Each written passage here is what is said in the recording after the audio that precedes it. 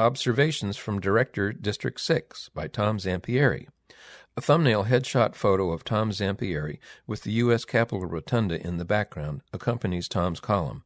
There is no caption with the photo. Tom's observations begin with the following.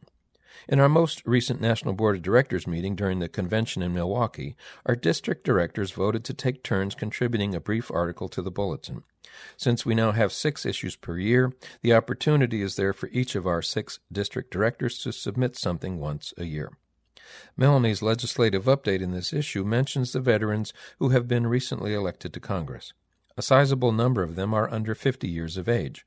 While the election of these veterans is both interesting and significant, it's also noteworthy that the percentage of members of Congress who served in the uniformed services could slip to less than 17%, the lowest percentage since before World War II. The representation of veterans in Congress has declined steadily since it peaked at 74% for the House, 1969 to 1970, and 78% for the Senate, 1977 to 78. As few as 73 veterans will head to Washington in January. The final number will not be known until mid-December after Louisiana's runoffs take place for the 3rd and 4th districts. The number in the Senate increases by 1 to 21 veterans.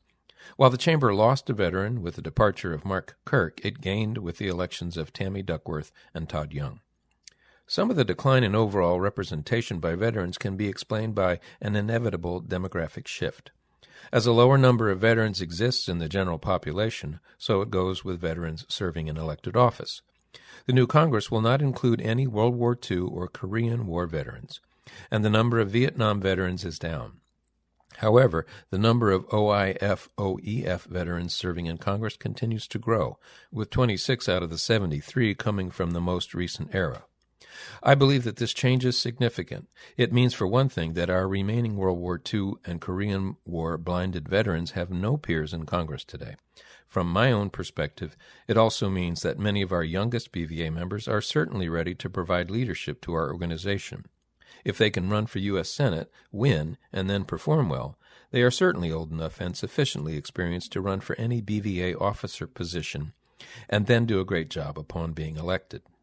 Another noteworthy item, connected at least in part to the aforementioned, is a recent vote by the Operation Peer Support Committee that has resulted in the expansion of its support to all BVA members.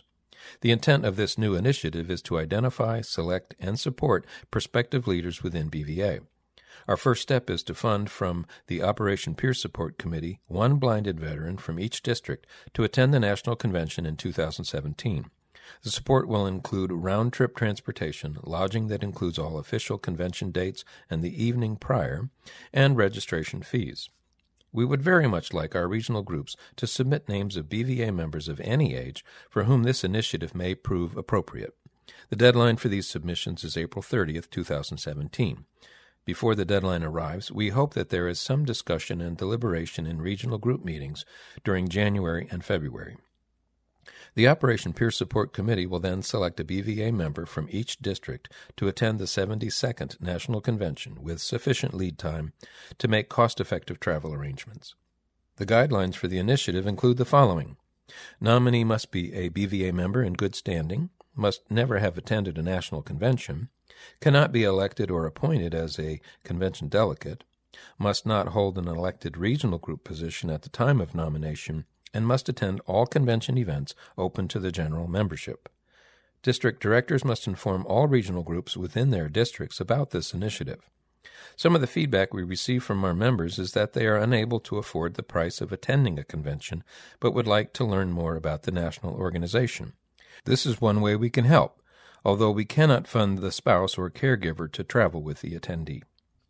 BVA's Operation Peer Support began in 2006 when a group of recently blinded service members and veterans attended our convention in Buffalo, New York. The objective of the initiative was to afford returning veterans from Iraq and Afghanistan the opportunity to meet and receive mentoring from veterans who had already experienced vision loss and successfully adjusted to it. The program remains vibrant today. Physical and emotional isolation will always be a huge issue for those who have recently lost their sight.